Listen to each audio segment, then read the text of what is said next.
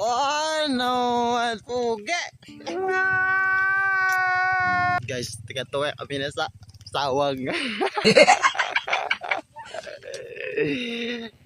Itagnan niyo si Kan, si Maricar. Ay, kuan niya, piniibig. Kumbaga, narasya. Si Maricar ang naruyagan niya kay siyempre. Gwapo gyapon, di ba ang gwapo?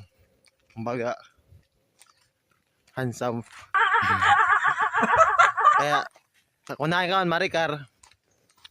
Sa regla sugaron nga, naregla siya sa im. Tawag sitong flashback.